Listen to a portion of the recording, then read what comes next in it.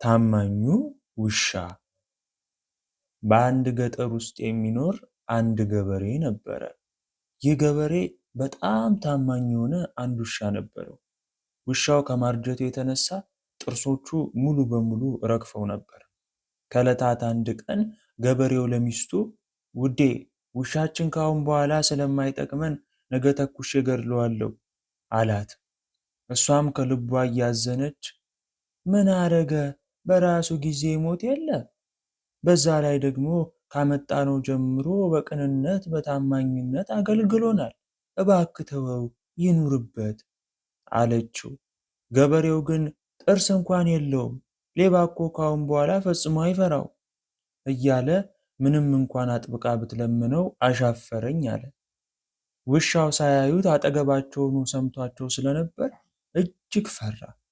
አመሻሽ ላይም ወደ ጓደኛው ተኩላ በመሄድ ነገ የሞት ድግስ እንደቆረጠለት ነገረው። አይዞ ወዳጄ፣ እኔ አንድ እቅድ አለኝ አለ ተኩላው ከትንሽ ዝምታ በኋላ። ገበሬው ከሚስቱ ጋር ወደ እርሻ ሲመጡ ሕፃኑ ልጃቸውን የዋርካው ጥላ ስር ሁሌ ያስቀምጡታል። ታዲያ አንተ እንደምትጠብቀው አጠገቡ ትሆናለህ። እኔ መጣና ልጁን አፈፍ አድርጌ መሮጥ ስጀምር በፍጥነት ተከትለኸኝ ትሮጣለህ። ከዛ እኔም ልጁን አስቀምጬው ስሮጥ ይዘህላቸው ትመለሳለህ። ታዲያ ጀግና ሆንክ ማለት አይደል? በማለት ውሻውን ያለምንም መግደርደር የሚቀበለውን እቅድ አቀረበለት።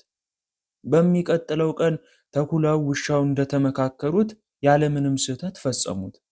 ገበሬው ውሻዬ ልጄን ከነጣቂ ተኩላ አዳነው፣ ከአሁን በኋላ በክብር በደስታ ከኛ ጋር መኖር ይችላል እያለ በደስታ ዘፈነ። ውሻው የሚጣፍጥ ምግብ እየቀረበለት ምቹ መኝታ ላይ የተኛ ቀናቶች አለፉ። ታዲያ ተኩላ አንድ ቀን ውሻው ዘንድ መጣና ጓደኛዬ፣ የምትክሰኝ ቀን ደርሷል። ዛሬ ማታ ከገበሬው በጎች አንዷን ለመውሰድ እመጣለሁ። አንተ እንዳላየኸኝ ሆነህ ከፊትህ አዙረህ ታልፈኛለህ አለው።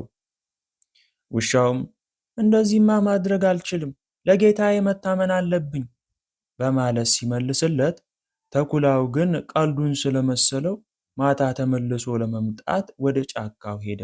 ገበሬው ተኩላው ያሰበውን ነገር ውሻው ነግሮት ስለነበር ከበጎቹ መሃል ተደብቆ ተኩላው በጓን ለመውሰድ በመጣ ጊዜ ጀርባውን በያዘው ዱላ ሲነትረው፣ ተኩላው በድንጋጤ እየፈረጠጠ ቆይ አንተ የጃጀ ውሻ፣ ለዚህ ክፋትህ እበቀልሃለሁ ውሻው ላይ ፎከረ። በነጋታው ጠዋት ተኩላው ከርከሮን በመላክ ውሻን ለፍልሚያ አስጠራው። ውሻውም የገበሬውን አንካሳ ድመት ይዞ ጉዞውን ወደ ተኩላው አቀና። እየሄዱም ሳሉ እንዲህ ሲል ድመትን መከራት። ጎንበስ ብለሽ ጭራሽን ወደ ላይ ቀጥ አርገሽ ተራመጂ አላት።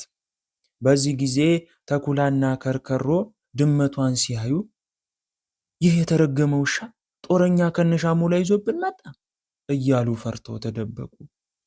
ውሻውና ድመቷ የተቀጠሩበትን ቦታ ላይ ሲደርሱ ማንንም ስላላገኙ በመገረም ዙሪያውን መቃኘት ጀመሩ። ከርከሮ የተደበቀበትን ቦታ አልመች ብሎ ሲንቀሳቀስ ድመቷ አይጥ መስሏት ተወርውራ ስትዋጥጠው ምን መጣብኝ ብሎ ሲፈረጠጥ፣ ተኩላው ደግሞ በክስተቱ ተደናግጦ ዛፍ ላይ ጉብ አለ። ተኩላው ዛፍ ላይ ወጥቶ ሲንቀጠቀጥ ያየው ውሻ አንተ ፈሪ ቦቅቧቃ ነውረድ እያለ አስፈራራው። ተኩላውም እየፈራ ከአሁን በኋላ አጠገባቸው እንደማይደርስ ቃል እየገባ ከዛፉ ላይ ወርዶ ርቆ ከአካባቢው ጠፋ። ውሻውም ከገበሬው ጋር እስከ ዕድሜው ፍጻሜ በሰላም ኖረ።